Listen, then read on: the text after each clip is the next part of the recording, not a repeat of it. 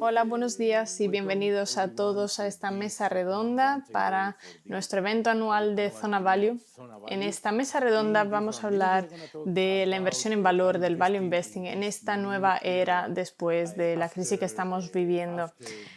Para quien no sepa quién nos acompaña hoy, tenemos aquí con nosotros a Mev Faber, gerente de Cambria. Ha escrito distintos libros y es uno de los que más conoce sobre el desarrollo de portfolios y asignación de activos. Hola, Meva, muchas gracias por aceptar nuestra invitación. Estupendo estar con vosotros. Siento no estar aquí en Madrid localmente, pero bueno, virtualmente está bien igual. Luego también tenemos John Boyer, director de Boyer's Intrinsic Value Research. Se trata de una de las empresas de investigación más antiguas de Wall Street, fundada en 1975 y es de los inversores que más saben de inversión en valor y sabe de todas las anécdotas al respecto. Hola John, ¿qué tal? Muchas gracias por estar aquí con nosotros. Mil gracias por la invitación. Estoy de acuerdo con Meb, siento no estar ahí en persona, pero bueno, espero que el año que viene tengamos la oportunidad, pero este año está muy bien también. Sí, el año que viene seguro que estaremos en Madrid disfrutando la comida española, sin falta. También tenemos a Tobias Carlyle con nosotros, director de Acquirers Fund, autor del famoso libro de inversión, uno de los mejores sobre la inversión en valor, Deep Value, uno que en mi opinión tiene que leer todo el mundo para entender la inversión factorial. ¿Qué tal, Toby? Muchas gracias por estar aquí. Hola Lorenzo. Tengo aquí la traducción en español de mi libro sobre la que trabajamos juntos, así que encantado de estar aquí con vosotros.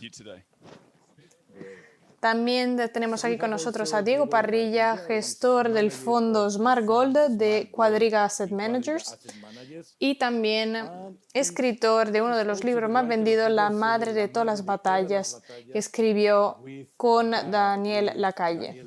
Es uno de los gestores europeos con más experiencia en materias primas. Hola Diego, ¿qué tal? ¿Cómo estás? Muchas gracias por haber aceptado nuestra invitación. Gracias a vosotros por ella. Luego tenemos a Michael Morosi, que es director informático de Savers Capital Advisor en Miami y también gestor del portfolio de Mapfre América con un recorrido estupendo. Muchas gracias, Michael, por estar aquí. Estupendo estar aquí con vosotros y encantado también de compartir esta mesa con estos inversores tan talentuosos. También tenemos aquí a Eduardo Ripollés, director de negocio institucional de Mapfre Asset Management, que es una de las mentes brillantes detrás del lanzamiento del fondo que se lanzó el año pasado, Mapfre US Forgotten Value, con Boyer Research, y también del experto de buen gobierno corporativo. ¿Qué tal, Eduardo? Un placer estar aquí. Muchas gracias, Lorenzo, por haber organizado este evento. Así que seguro que va a ser un debate muy interesante juntos. Para empezar, empiezo con una frase de un filósofo español, Ortega y Gasset, que dice: dime a qué prestas atención y te diré quién eres. La primera pregunta va dirigida a John Boyer sobre la inversión en valor. ¿A qué prestan atención los inversores en valor? Y si crees que se puede definir un inversor en valor de esta manera. ¿Te refieres a qué presto atención yo? Sí, como inversor en valor. Yo presto atención a todo, leo todo lo que puedo, escucho, me construyo una opinión informada. Creo que lo que contradistingue a un buen inversor en valor es filtrar toda la información poco relevante, todos los factores menos relevantes. Ahora mismo tenemos mucha información con las elecciones, la incertidumbre geopolítica, el coronavirus. No digo que no sean relevantes, pero nosotros al menos nos centramos en las empresas en las que invertimos y nos planteamos cómo van a ser dentro de 2, 13 años en un ambiente más normalizado. No podemos caer demasiado en el día a día. Creo que esa es la trampa donde caen la mayoría de los inversores. Es demasiado fácil seguir todos los medios de comunicación, dejarse enganchar, ¿no?, por los titulares. La mayoría de las veces, en realidad, nada irrelevante pasa durante un día en concreto. Actualmente, la inversión en valor, el value investing aquí en España, vemos que se está utilizando como casi una marca, ¿no?, para venderte muchas cosas distintas. Entonces la gente no se aclara mucho. No sé si eso pasa también en Estados Unidos, pero a menudo no sabemos a qué se refiere exactamente el value investing, cuál es su definición exactamente, cuál es su enfoque, porque se abarca demasiadas cosas. Entonces, Toby, ¿tú qué crees? ¿Cómo crees que podemos definir la inversión en valor para decir, vale, esto es value investing, esto no es value investing? Existe un gran debate al respecto. Si la inversión en múltiplos bajos pueda volver o si por lo contrario seguiremos siempre mirando las tasas de crecimiento, de reinversión y suponer que esas tasas de crecimiento tan altas que a la larga nos llevarían en algún momento al valor, deberían merecerse un pago significativo ahora sin ofrecernos un flujo de caja actualmente.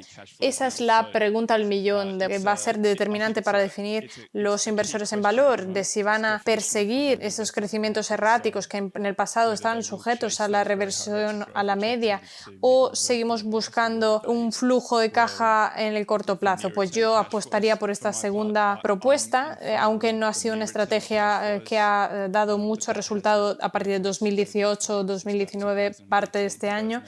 Es una estrategia que no va muy de acuerdo con el mercado. Cuanto más crecimiento tienes en tu valoración, mejor te va. Así que creo que en algún momento vamos a volver a una inversión en valor más tradicional. Pero bueno, comparto mi sesgo desde ya para que todo el mundo sepa mi posición. Sí, porque sabéis que el gran inversor en valor por excelencia es Warren Buffett. Él ha cambiado su punto de vista sobre la inversión en valor, su propio método de inversión a lo largo del tiempo en varias ocasiones. A veces decimos, vale, sí, cambiar como inversor no es muy bueno porque no puedes cambiar el ambiente alrededor de ti, pero si las cosas cambian, pues es apropiado a veces cambiar cuando te equivocas, ¿no? Entonces aquí la pregunta para Diego, ¿cómo medir el cambio y la falta de cambio en tu carrera, en tu filosofía de inversión? ¿Qué podemos decir? ¿Eso es un buen cambio? ¿Eso es un mal cambio durante esta filosofía de inversión? Voy a relacionar mi respuesta con las dos preguntas anteriores. Y soy el bicho raro en esta mesa redonda porque yo soy de inversión macro. Creo que el problema de lo que comenta Toby es que nos encontramos con un cambio de paradigma desde un punto de vista macroeconómico. Esto yo creo que se debe a los tipos de interés artificialmente bajos.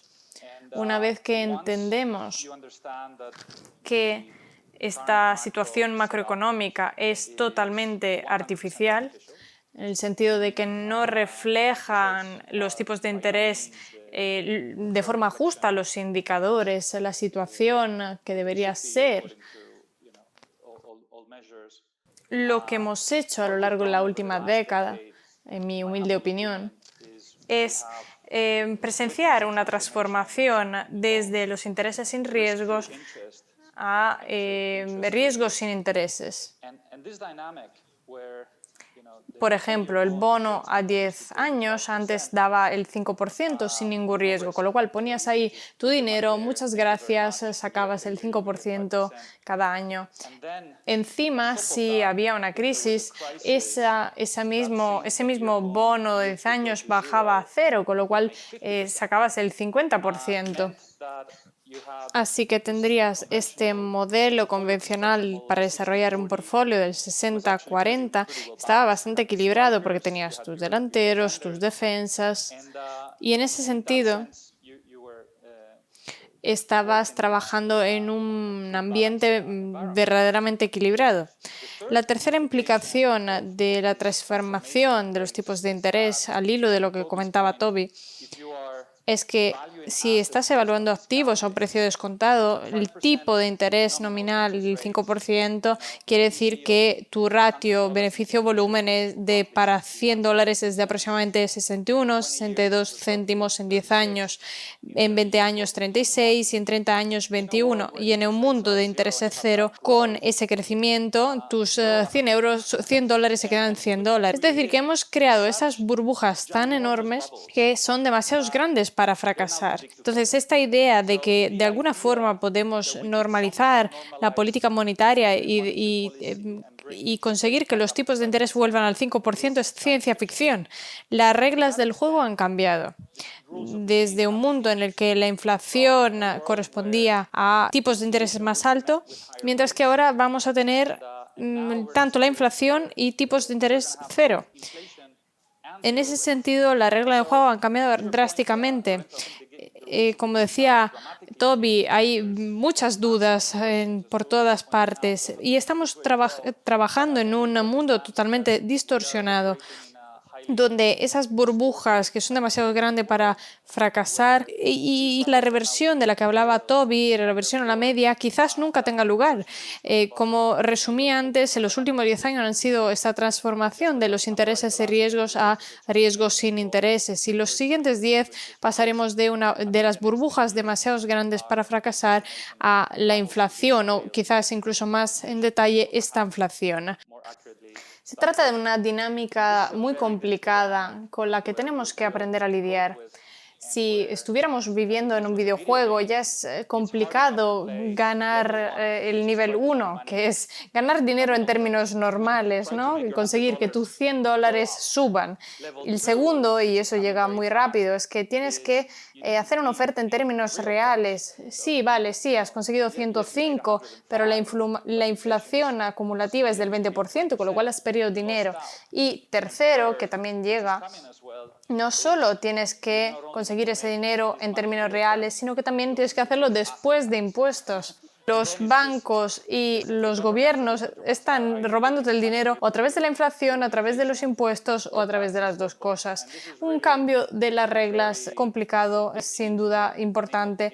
Necesitamos adaptarnos. Va a ser una oportunidad tanto para los inversores en valor como para los inversores en macroeconomía. Estoy totalmente de acuerdo contigo. Muchas cosas han cambiado, ha cambiado el entorno en el que vivimos. A veces tenemos que adaptarnos a él. Cuesta entender cómo medir las cosas en este nuevo ambiente. Meb, ¿qué opinas? ¿Qué crees que ha cambiado la construcción de la cartera en este ambiente? ¿Cuánto crees que deberíamos añadir de valor o considerar en la construcción de nuestra cartera de cara a los siguientes años, teniendo en cuenta de la situación que Diego ha comentado muy bien? Además, no solo en Estados Unidos, sino en general, una panorámica de la situación en todo el mundo. Bueno, cuando pienso en el valor, yo soy un inversor cuantitativo. Lo considero de forma un poco distinta respecto a los demás, pero veo que hay dos partes. Nos encanta este enfoque de mirar el valor como comprar algo barato, que ha ido cada vez más barato, se ha vuelto más barato en muchas partes del mundo hasta que se ha vuelto barato a nivel de décadas respecto a otros mercados como por ejemplo Estados Unidos, como el mío. Se trata de tendencias muy largas que los más históricos pueden confirmar que requieren 10, 20 años y la mayoría de la gente no quiere eso, lo quiere todo para allá, para ayer. Lo quiere esta semana, lo quiere ahora. Con esta mentalidad de Robin Hood no funciona. Muchos ya me habéis escuchado decirlo, pero para los que no me conocéis desde casa, cuando la gente me pregunta por una estrategia activa o por una clase de activos, que puede ser inversión en valor, acciones o oro, me dicen, ¿cuánto tiempo tengo que darle? Porque me pueden decir, bueno, Meb, tu fondo esta semana no va muy bien, o este trimestre, o este año. ¿Cuánto tiempo le debería dar? Yo le daría 6 meses y yo le suelo contestar 10 años. Le solía contestar 10 años. Ahora, bueno, me río, me callo y ahora mismo le diría 20 años. En esos momentos cuando ellos se marchan, no suele ser una estrategia muy útil para el aperitivo, para caerle bien a alguien. Pero bueno, en ámbito histórico es como funciona. Hace 4 meses en Estados Unidos ya no existía esa convicción absoluta de que las acciones siempre tenían un rendimiento superior a los bonos, siempre. Yo no conozco a nadie que no creyese eso a lo largo del tiempo, pero en la realidad lo que vemos es que las acciones han tenido el mismo rendimiento en los bonos durante 40 años, no un año, no un trimestre, no 10 años, estamos hablando de 4 décadas. Cuando mencionaste el libro de Toby, yo me silencié porque diría, debería volver a editarse y llamarse Deeper Value o Deepest Value, es decir, valor más profundo o el valor más profundo, hasta que vuelva a tener un buen rendimiento. Pero bueno, esta semana está yendo bien, no es que quiera agafarla, pero son cosas que requieren tiempo. Mencionaba antes que veo dos partes. No se trata solo de comprar lo barato, sino también evitar lo caro. Ha habido infinitos estudios que sugieren que comprar activos muy, muy caros es una muy mala idea. La forma técnica de decirlo es que es una tontería.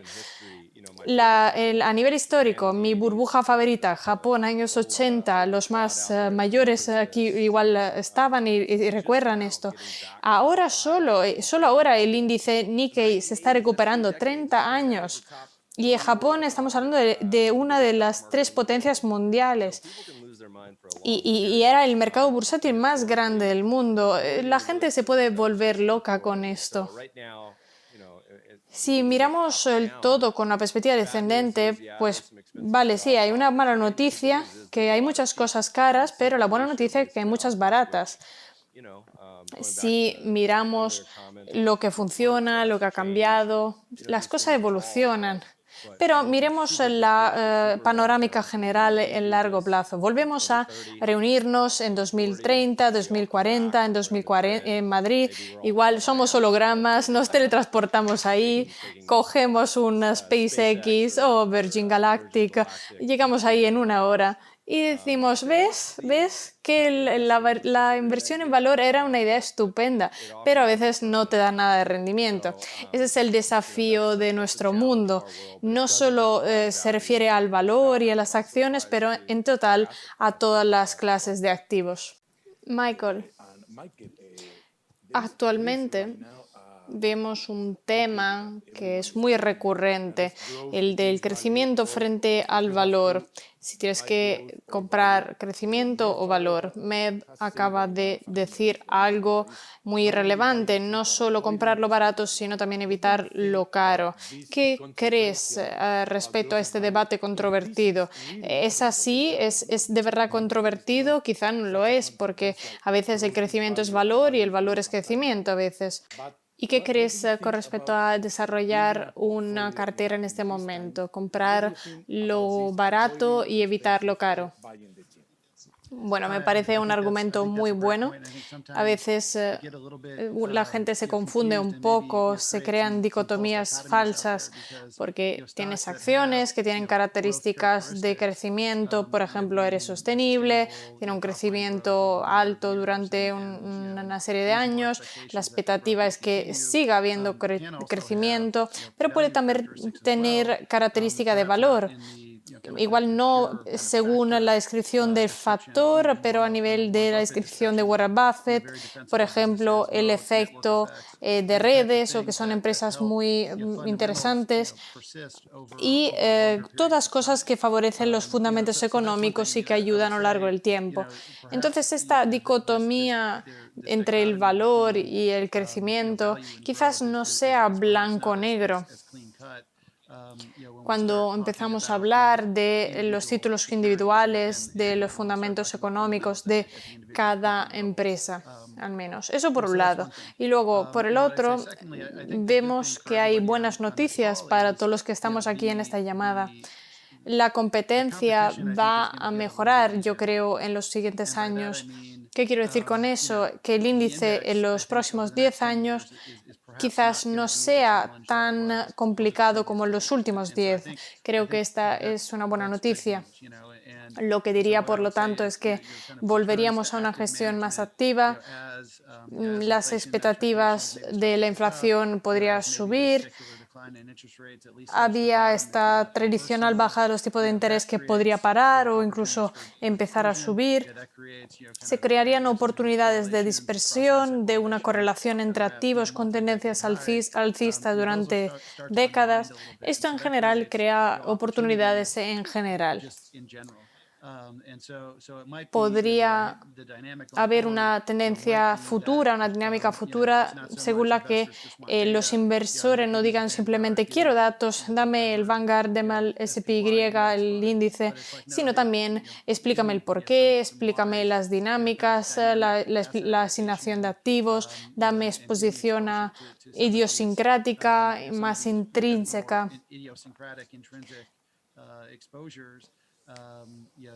De cara al futuro, eso podría ser la solución para conseguir un rendimiento positivo y también para lidiar con ese efecto del videojuego que mencionaba Diego, ¿no? De los rendimientos anómalos y no reales.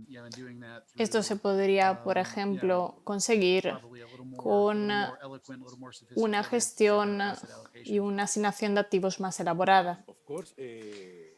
Existe una tendencia actualmente que se llama ASG, los fondos medioambientales, sociales y de buen gobierno corporativo, y hay gente que invierte en ellos. Quiero preguntarte a ti, Eduardo, ¿por qué en tu empresa estáis invirtiendo en esta estrategia ASG como tendencia? ¿Crees que vais a conseguir un rendimiento inferior con este tipo de inversión? Hay personas que, por lo contrario, dicen que se puede conseguir menos volatilidad y más rentabilidad invirtiendo así. Es una buena pregunta. Ante todo, lo hacemos como mandato por parte de la Junta Directiva. Te doy un poco una explicación de Mapfre como aseguradora. Toda la inversión socialmente responsable empezó en la empresa en 1964. Actualmente la responsabilidad social empresarial ha ido transformando esta inversión sostenible.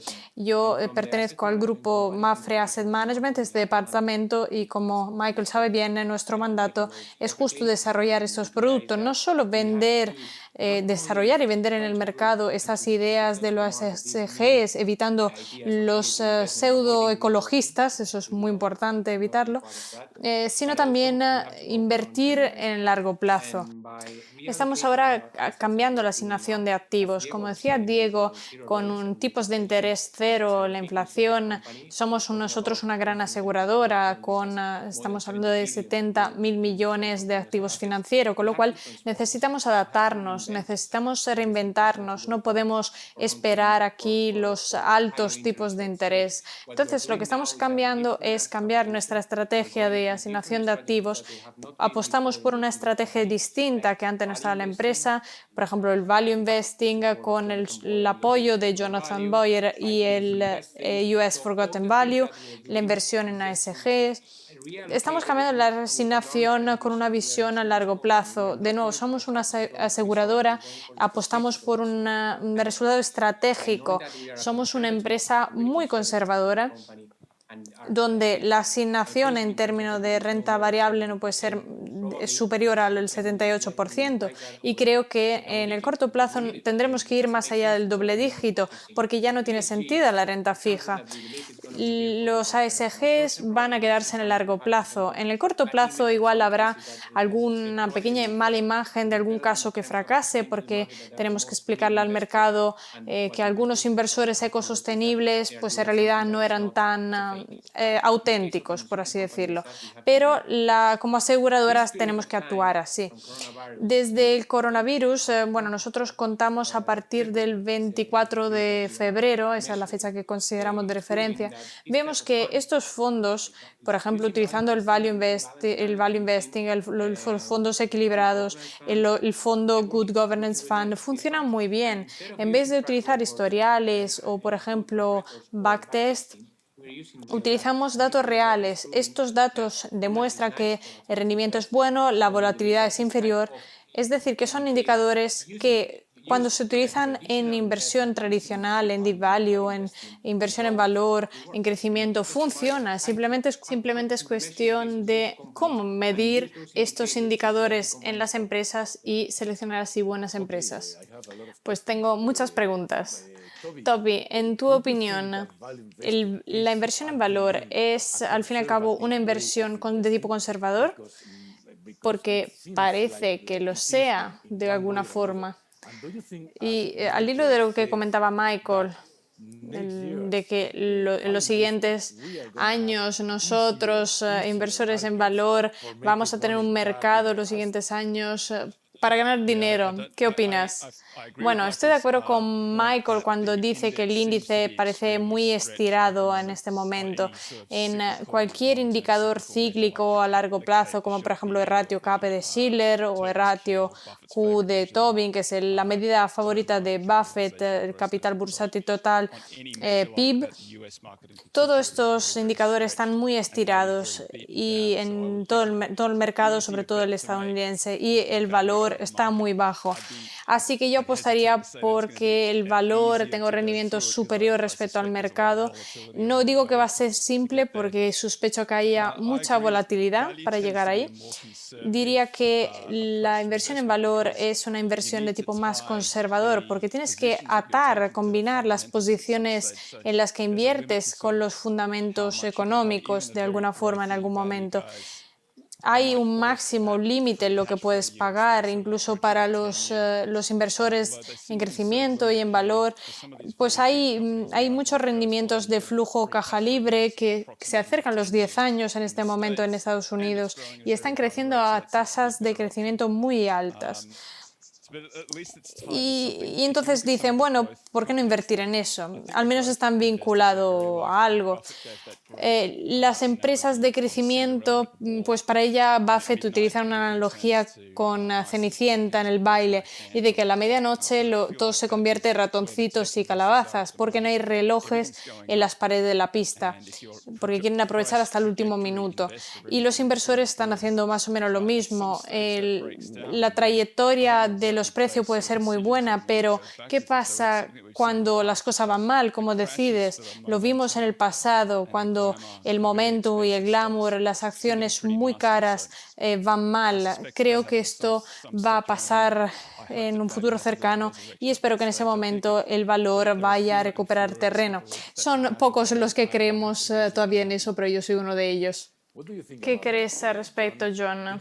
¿Crees que los inversores en valor son conservadores porque saben, al fin y al cabo, dónde invierten y pueden, por lo tanto, evitar esa historieta que nos acaba de contar Toby de Warren Buffett? ¿Y qué opinas con respecto a la situación de los índices y de tener mejores años por delante?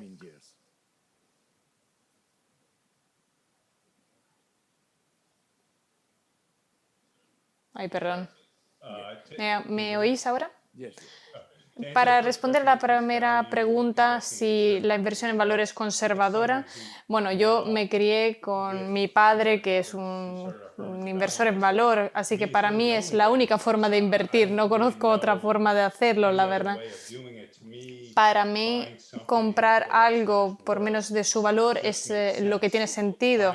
Comprar algo porque dentro de 3, 4 años vaya a crecer un X% al año, solo por esa teoría, pues a mí me parece bastante más arriesgado. Tienes que saber, en todo caso, lo que estás comprando, tienes que conocer el activo. A mí no me gusta en realidad el término inversión en valor, el value investing, porque tampoco creo que los inversores en crecimiento quieran perder dinero. Tienes que captar la oportunidad, tienes que ser oportunista. Hay muchas cosas que tienen un ratio precio-beneficios baratos en la que invertir y están genial. Luego hay otras cosas que son caras, pero tienen un efecto de red positivo y que no está reflejado en los indicadores tradicionales. Así que tiene que ser ágil, curioso a nivel intelectual, tienes que hacer los deberes. Esa es la forma un poco más larga de contestar. En términos de indexación, estamos a un nivel prácticamente ridículo, sobre todo en lo que se refiere a los índices de concentración. Sin embargo, tengo que decir que no parece que estemos en la misma situación de 1999, porque muchos de los nombres de los grandes líderes del mercado no parecen sobrevalorados de forma absurda. Bueno, sí, algunos sí, como por ejemplo Amazon, que tiene un ratio precio-beneficio bastante alto, pero bueno, nada en comparación con Cisco o cosa por el estilo en 1999. Así que mi teoría sería que en los siguientes 5 o 10 años estas acciones de los líderes, bueno, no les irá mal, se adaptarán, pero el valor que bueno, ha tenido su rendimiento peor de los últimos 10 años va sin duda a recuperar muchísimo terreno. Por supuesto, mi visión es sesgada, pero creo que vaya a ser así. Además, la ley de los grandes números apoya esta teoría, porque solo puede ver X Amazon, hay un límite para todo. Me gusta lo que comentas de que no te gusta la inversión en valor, te gusta la inversión oportunista, porque es una denominación muy bonita para bautizar esta forma de inversión, aprovechar las oportunidades que te dan el mercado. Eso es lo que harían los inversores en valor. Meb, estabas comentando que eres un inversor en valor y cuantitativo. ¿Cómo ves la diferencia entre los dos? ¿Cómo los definirías? Entre la diferencia entre los inversores en valor y cuantitativos, según tu opinión. Bueno, la inversión cuantitativa, y no me refiero al trading de alta frecuencia, estas ideas que se hace la gente cuando ve el programa de televisión de Estados Unidos, Billions, o complicadísimos algoritmos, para mí es algo muy básico, quiere decir reglas. Para mí y para muchos inversores, el desafío mayor es la parte emocional, la parte conductual. Yo hablo todas las semanas con inversores que en 2009 vendieron todas sus acciones y no volvieron a comprar ninguna. Lo más probable es que esto vuelva a pasar este año. Así que la parte conductual es lo más complicado y eso es como un guardarraíl. Escuchando a Jonathan que hablaba de las dificultades de la inversión en valor, yo diría que lo más importante es aguantar el dolor casi. En 2020 es muy importante, es un buen ejemplo, ¿no? Son tiempos muy difíciles, así que lo primero que puede hacer la gente es estudiar la historia para entender todos los periodos donde las cosas no han ido bien para los activos en general. Ha habido muchos periodos de bajo rendimiento, de bajadas impresionantes. Por ejemplo, en el caso de las acciones, tú puedes decir, vale, pueden bajar el 80% y no pasa nada. Pasa casi por todas partes y creo que es un desafío para todos. Pero incluso así llegas a un punto donde el mundo, las cosas van a empeorar en algún momento. Los mayores dolores son del futuro y el 2020 ha sido un ejemplo clave de esto. Es un recordatorio para la gente de que el mercado que vuelva a la normalidad tampoco es un extremo, tampoco es lo normal. Y hemos pasado de forma hiper rápida de un pico histórico en Estados Unidos a un mercado bajista y viceversa. Muy a menudo decimos a los clientes, no, es que esto no lo hemos visto nunca. O otras personas lo hacen de forma histórica y dicen, sí, sí, sí que ha pasado esto antes. Siempre habrá algo que no vas a prever. El capital a largo plazo se aleja mucho de la norma, por ejemplo. Y a nosotros nos gusta decir que el mercado que vuelva a la normalidad no es la norma. El ejemplo clave es esta rentabilidad prevista para las acciones. Cada año se dice, vale, sí, la rentabilidad histórica puede ser el 8%, vale, pero es que un rango del 0 al 10%. Eso te pasa solo una vez cada 5 años, es muy raro. Hay mucha diferencia entre estos mercados alcistas, bajistas y lo que está en el medio. Sin duda, el mayor desafío para un inversor cuantitativo es decir, vale, al menos sé lo que esperar. Conozco los fundamentos económicos, que son los guardarraíles, y eso es muy importante. Pero esto te ayuda a ponerte en perspectiva. Pero incluso con este conocimiento tienes que ser un comediante y decir, vale, las cosas pueden empeorar en el futuro y no quiero gafarla porque quedan todavía 3 meses y puede pasar de todo este año. Para mí es cuestión sobre todo de tener reglas. Un ejemplo clave en Estados Unidos son las valoraciones históricas de los ratios precio-beneficios a 10 años.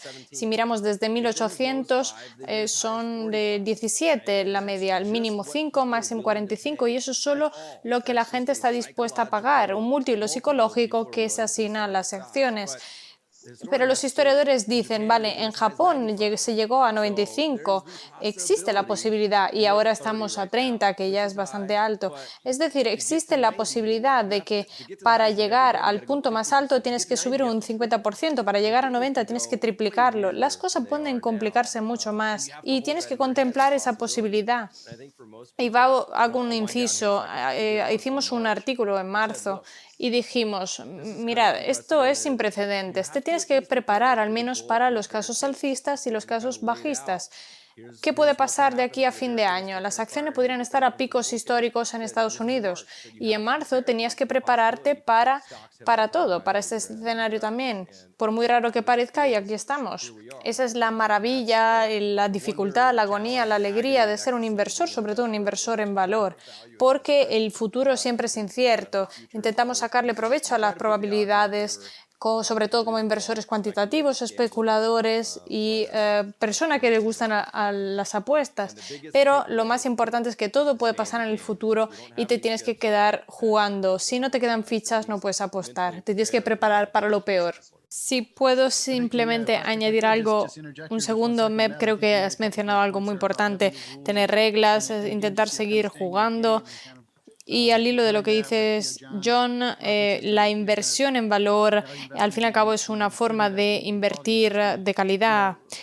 Para conseguir que se mantenga una disciplina conservadora, necesitamos reglas, decidir lo que queremos aceptar, como por ejemplo el apalancamiento. Las empresas baratas con mucho apalancamiento pueden ir muy mal. Las empresas baratas sin mucho apalancamiento ya tienen menos riesgo. Te da la posibilidad de dejar que el tiempo trabaje en tu favor.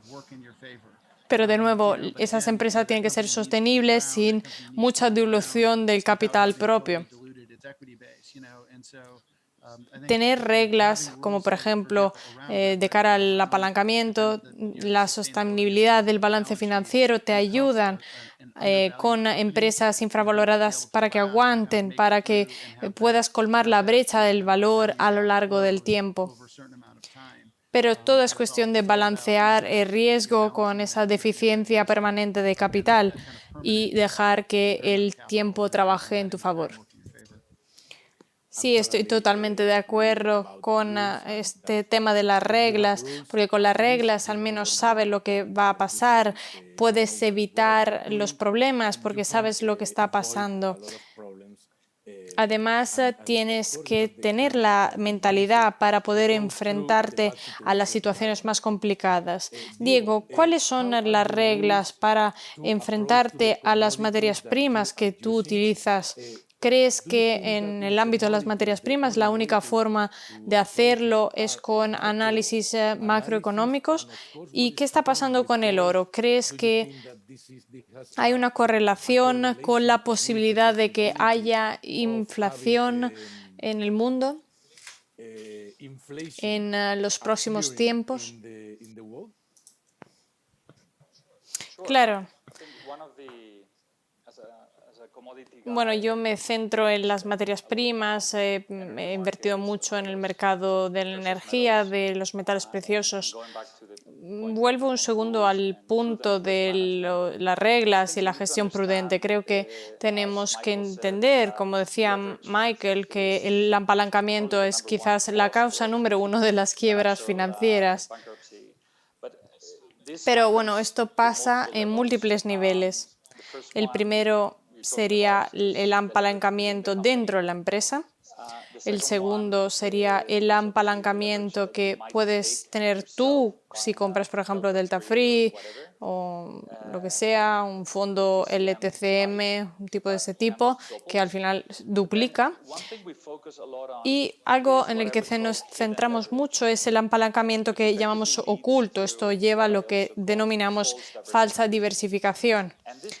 Esto viene, para utilizar el concepto antiburbuja que yo acuñé en mi segundo libro, cosas como la volatilidad y la correlación pueden ser artificialmente bajas, te dan un sentido de complacencia. Entonces, ¿qué pasa? Que cada crisis, bueno, saco mi naturaleza friki de ingeniero. Pensemos en la mecánica de fluidos. El mundo puede estar en dos regímenes: laminar, que es previsible, digamos, lo que puedes prever, y luego cuando llega la crisis el mercado se vuelve turbulento. ¿Qué quiere decir esto para las carteras? Y creo que el primer trimestre de 2020 para eso ha sido un buen ejemplo. Tenemos que recordar que este movimiento tiene lugar a partir de un VIX de 10-11, que es totalmente artificial, o sea, es artificialmente bajo. Pasa por la complacencia, por el aparente bajo riesgo. Y es un poco como conducir un coche a 200 kilómetros por hora cuando el cuenta kilómetro te dice que vas a 80. Si tienes un accidente, ¿qué sensación tienes? Lo siento mucho, pero la velocidad real es la que vas a notar en tu cuerpo, independientemente de lo que te dice el coche. Y al hilo de lo que dice Meb, la disciplina es fundamental cuando la volatilidad arranca. Ese valor de 40-50 es el punto a partir del cual los fundamentos económicos no cuentan nada y la correlación se polariza. Entonces tú creías que estabas diversificado porque tenías valor, tenías crecimiento, mercados emergentes, un poco de todo, y ya de repente todo colapsa, porque era todo el mismo negocio en realidad. Esta idea, bueno, yo soy muy conservador, es de no tener ningún apalancamiento de manera lineal. Otro apalancamiento oculto es la de no tener ninguna estrategia long short, suerte con los que tenían una estrategia de este tipo con Tesla. O cuando hablamos de opciones, que es algo que nosotros estamos haciendo mucho, nosotros solo compramos acciones. Creedme cuando digo que es muy fácil comprar opciones, no es complicado venderlas y cobrar una prima, pero son medidas autoimpuestas para evitar el fracaso en cada situación, pase lo que pase. Y al hilo de nuevo de lo que dice Meb, necesitamos seguir en el juego, evitamos las estrategias long short, solo compramos acciones, esa es la forma más segura para que yo pueda seguir en el juego independientemente de lo que pase. Creo que esta dinámica, por eso, a pesar de sonar muy conservador, estamos a más 45% en el primer trimestre de 2020, mejor fondo de cobertura del mundo en febrero. Esto quiere decir no apalancamiento, no estrategia long short. Esto nos permite sobrevivir a las crisis. Y este viene de un contexto de las materias primas. Algunos quizá hayan seguido lo que pasó con Brent o WTI, pero las materias primas son materias primas que prácticamente son químicamente iguales. La gente puede decir, vale, quiero comprar todo a un precio fijo y como trader dices, opto por 100 lotes, pero cuando ya ves la parte del spread, Brent o spread temporal incluso, la gente se queda tranquila porque están altamente correlacionados. ¿Qué pasa entonces? Que si compras 100 lotes, la gente dice, bueno, ¿cuánto puede ir mal? Y yo digo, es como el Tesla 4. ¿Cuánto puede ir mal? Tú compras opciones de ventas, las financias vendiendo opciones de compra, pero yo siempre digo, no estás financiando nada. Estás vendiendo opciones de ventas, compras opciones de compra y colapsas, porque al pensar en términos de premios cero con estas ventas, si la correlación acaba, a la gente se le acaba el juego con Brent, con VTI, porque compran 100 lotes por componentes pensando que hay poco riesgo. Ese es el contexto de las materias primas, de nuevo, y le añades los fundamentos económicos donde 2 más 2 es 4, según la del demanda y oferta. Pero, de nuevo, la inflación es crítica, como decía antes. Necesitamos entender que los gobiernos y los bancos centrales no tienen ninguna alternativa. Necesitan enfrentarse a burbujas que son demasiado grandes para fracasar. La solución es simplemente llevar límites más allá de las políticas monetarias y fiscales, y esto está empeorando las guerras de divisas o las guerras comerciales y de distintos tipos. La inflación yo creo que será un desencadenante clave en el mercado. Estamos todavía en una fase donde hemos estado engañados por el riesgo de la deflación. Creo de nuevo que es clave recordar que la inflación no es cuestión del valor de mi casa o del pan que sube. No, es el valor, sin embargo, el valor del dinero con el que yo compro mi casa o el pan. Y eso puede subir o bajar. Así de simple. Si pensamos en los billones y billones impresos de la nada y en la dilución del dinero, estamos creando una fuerza que está compensando las dinámicas deflacionistas en el corto plazo, por ejemplo, el desempleo, la tecnología, la demografía, las burbujas, la sobrecapacidad. Todas estas expectativas de la deflación, este vacío de la deflación, está siendo rellenado con esos billones que imprimimos de la nada. Es algo que literalmente nos pasará factura, creo yo. Considero que el oro representa la última antiburbuja, la burbuja de las monedas fiat. Yo escribí un artículo que salió en la portada de Financial Times, donde decía, cuando el oro tenía un valor de 200, yo decía que iba a tener de 5.000 en 5 años. Sonaba a ciencia ficción, pero las dinámicas de mi previsión han sido eclipsadas porque nadie iba a pensar que contaríamos con lo que está pasando hoy. Pero volviendo a mi primer punto, el impacto del mercado y las valoraciones se verán muy impactadas. La inflación es clave, la gestión de riesgo es fundamental, así como las reglas que mencionaba Mev y Michael. Necesitamos reglas para seguir en el juego. Y desafortunadamente estas reglas están cambiando. Concluyo con una de mis frases, que es que la regla número 1 de la inversión es que las reglas cambiarán. Así que mucha suerte con ello. Muy bien. Eduardo, ¿qué opinas tú en tu empresa sobre la inflación? ¿Qué comodidad tienes en un entorno volátil que vamos a vivir con esta línea de inversión o con una previsión a 20 años, algo que estás llevando a cabo en tu empresa? Mapfre tiene una previsión de inversión a 20 años, pero nosotros vamos a vivir un mundo, un entorno muy volátil. Y Mapfre y bueno, todo el mundo tiene que evitar en la medida de lo posible estos problemas, tiene que encontrar reglas para evitarlos en este tiempo tan imprevisible que estamos viviendo. Entonces, ¿cómo te puedes enfrentar a esto con tu método de inversión? Bueno, ante todo hay que hacer una premisa. Las ideas de inversión son las mismas para MAPFRE, para la cartera, para el balance financiero, a lo largo de toda la cadena financiera, los inversores minoristas. Todas las decisiones que tomamos están siempre relacionadas con el capital OIC VM que invertimos en nuestro fondo. Por ejemplo, en nuestros fondos alternativos, MAPFRE es el primer inversor, invierte con su propio dinero. Es decir, que esto prueba que estamos y que apostamos para el largo plazo, apostamos por el largo plazo, sabiendo que en el corto plazo vamos a tener problemas de volatilidad con los distintos ciclos del mercado.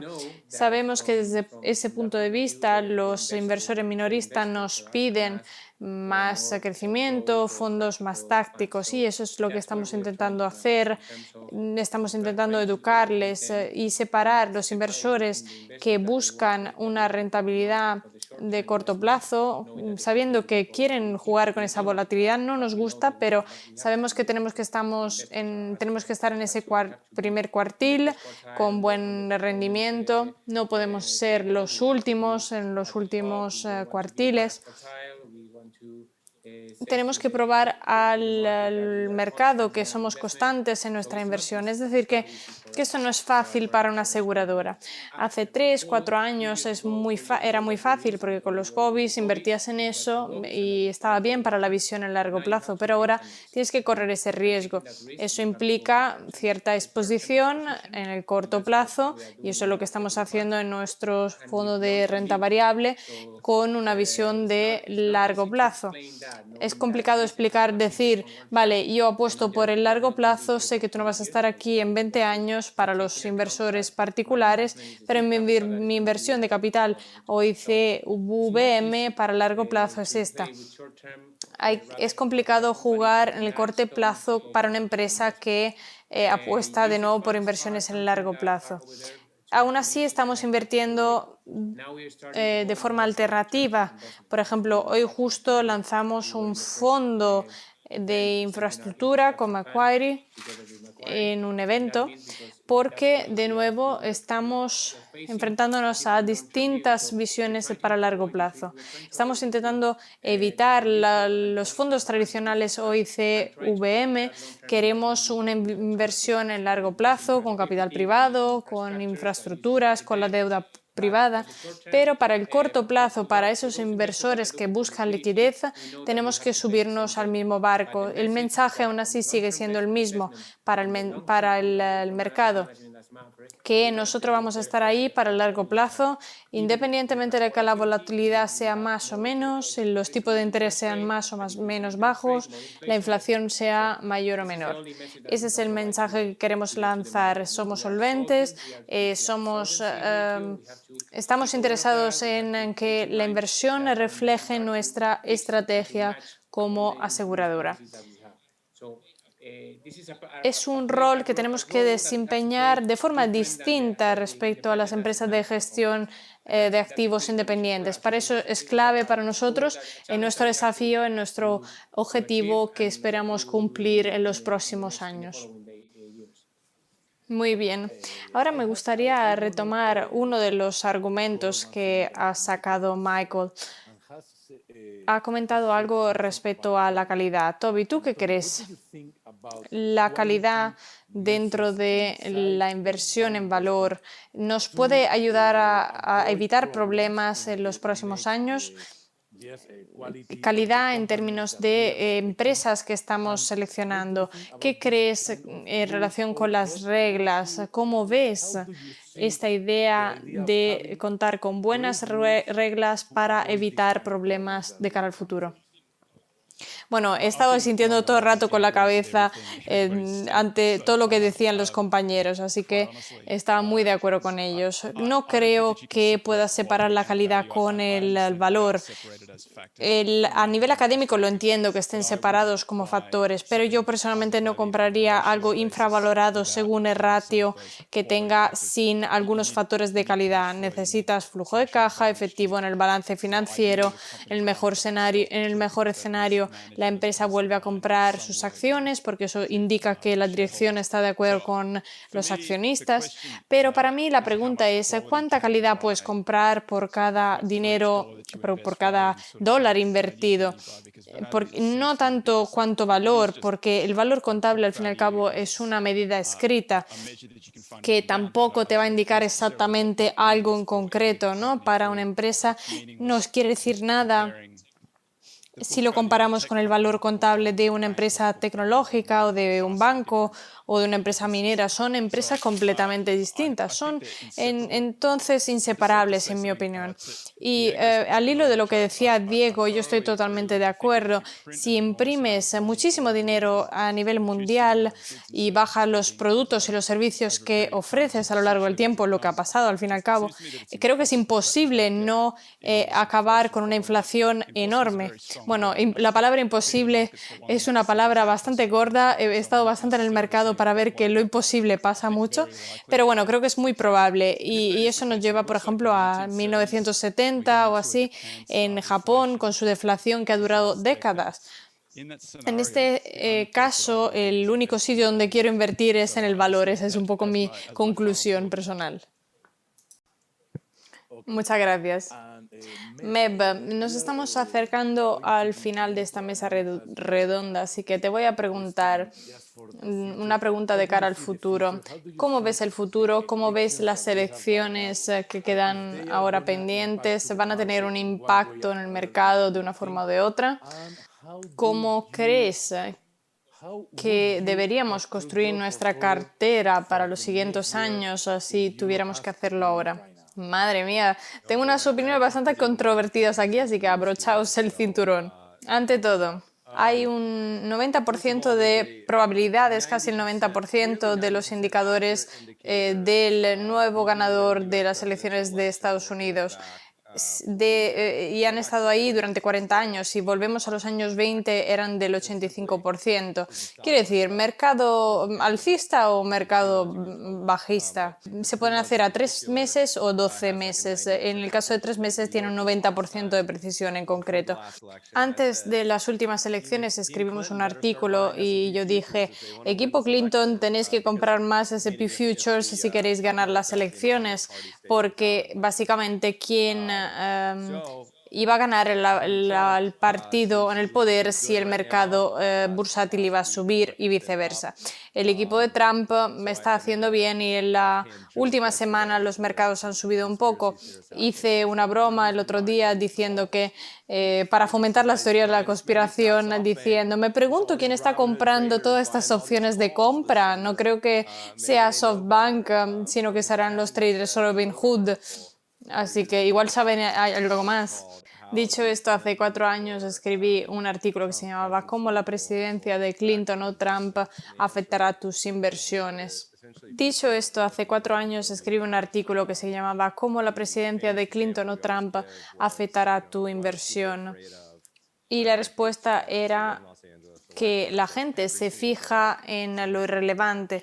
Un famoso ejemplo que pongo es la gente que le tiene miedo al mar. Por ejemplo, mi mujer odia los tiburones y vivimos en Los Ángeles. Los socorristas dicen que cada día alguien ve un juguetón blanco. Son pequeños, nadie muerde, pero dice que alguien ve esos tiburones cada día. Yo no los he visto nunca, pero la gente le tiene miedo, pero no han comido nunca a nadie. Igual sí donde vive Toby, no lo sé, pero no aquí. Entonces, ¿para cuáles son las causas principales de muerte? Número 1, los mosquitos. Nadie tiene miedo de los mosquitos. Luego tenemos otras personas. Y entre los primeros 5 tenemos los perros, los mejores amigos del hombre, las serpientes, los gusanos. Lo que quiero decir con esto es que la gente se preocupa de lo que no tiene ningún impacto y en cambio de lo que tiene impacto no se preocupa. Eso quiere decir también que lo menos atractivo es lo relevante, las comisiones, los impuestos, las reglas de las que hablamos. Independientemente de la asignación de activos, y la mía puedo asegurar que es mucho más rara de la de los demás, La mayoría de los inversores lo que hacen es invierten, ponen unas reglas y luego ponen el piloto automático sobre cómo gestionarlo. Puede ser el valor, puede ser las tendencias, puede ser comprarlo todo, da igual, pero son las emociones que la lían aquí. Después, volviendo a las elecciones, creo que lo que tiene un impacto, la gente lo ignora porque es aburrido. Lo que lee todo el día no va a tener ningún impacto. Diría sin duda que nadie lee sobre contabilidad e impuestos. Volviendo al tema de las predicciones, yo sin duda apostaría porque no se sepa nada en noviembre, no, porque hay un 5 o 10% de probabilidades de que se sepa en diciembre. Yo apostaría por eso, porque son 30-50% de votos por correo, así que sin duda diría que independientemente de quién gane, utilizando palabras acuñadas por Trump y ahora hasta aceptadas, diríamos que en 2020 las reglas ya no existen, así que yo creo que vamos a verlo en diciembre quién gane. Creo que habrá mucha volatilidad y necesitaremos un plan para si las cosas van bien o si las cosas van peor. Necesitamos un plan para las dos situaciones. Muchísimas gracias. ¿Y tú, John, qué opinas con respecto a las elecciones? ¿Van a empatar los mercados? ¿Y cómo construirías tu cartera si tuvieras que hacerlo hoy? Bueno, es una pregunta muy buena. Las elecciones, por supuesto, van a llevar consigo muchas volatilidades. Lo hemos visto ya en los últimos días con Trump, que está en el hospital, luego ha salido del hospital. La visión mía personal y de mi empresa es que la preservación de capital es clave. Hemos tenido suerte y hemos tenido unos clientes que nos han preguntado qué hacer con el dinero.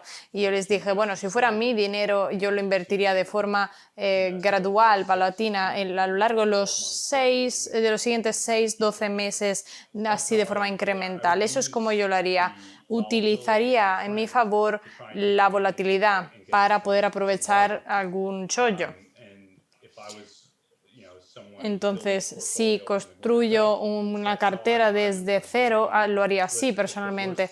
En el peor de los casos, sí, vale, te pierdes alguna ganga, pero no pasa nada porque algunas sí que la consigues con esta manera, con esta modalidad. Así es como yo invertiría con este entorno tan volátil. Muchas gracias. ¿Y tú, Michael, qué opinas? ¿Cómo ves el impacto de las elecciones en el mercado y cómo construirías tu cartera si tuvieras que hacerlo hoy? Bueno, si tuviera que apostar, adivinar, voy así un poco a hacer una panorámica general del mercado. Diría que una vez que pasemos la volatilidad, y estoy de acuerdo en que los siguientes meses van a ser interesantes, pero digo, una vez que lleguemos a una situación más tranquila, independientemente de quién gane y de quién controle el Senado, porque en realidad es más importante que la Casa Blanca en este momento. Creo que en todo caso el ganador de las elecciones va a ser la inflación, porque en todo caso vamos a tener este aumento de la demanda para un segundo paquete de los estímulos, que ahora está como en stand-by.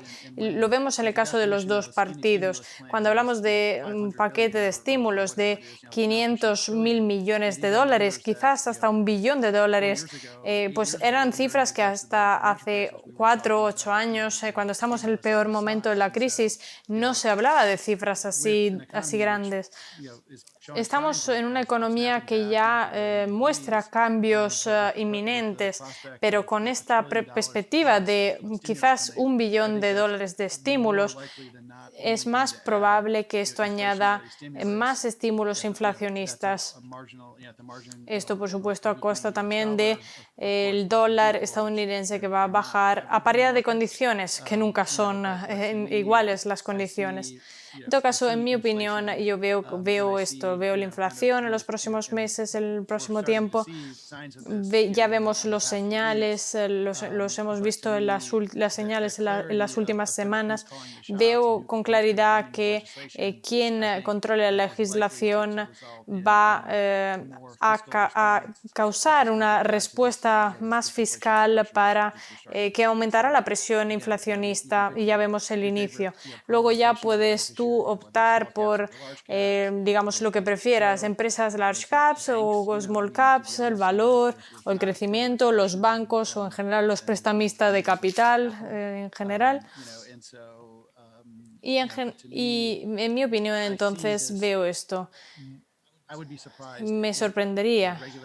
Bueno, por cierto, luego también la regulación del ámbito tecnológico, eso no tiene nada que ver con la inflación, pero creo que ya está empezando empezará independientemente de quién esté en el gobierno. Creo que tendremos que ver qué pasará después del momento de las elecciones. Esa es mi previsión, no tanto las elecciones en sí, sino los hechos que tendrán lugar después de las elecciones. Muchas gracias. Muy rápido, Toby, porque no tenemos tiempo. Toby, danos tu perspectiva sobre las elecciones, cómo van a influenciar el mercado, si lo van a hacer y si tú vas a tomar alguna medida al respecto, cómo construirías tú además tu cartera en este periodo. Bueno, yo no creo que las elecciones tengan mucho impacto en el mercado, tampoco es previsible cómo van a poder influir en la cartera. Yo la construiría de la misma forma que siempre, lo haría de forma ascendente, mirando las empresas individuales con plazo de 3 a 5 años. Si algo político las impactara, quiere decir que no me interesa invertir en eso. Yo busco algo infravalorado que pueda quizás crecer un poquito y a los 3 o 5 años quizás el portfolio va a tener más valor.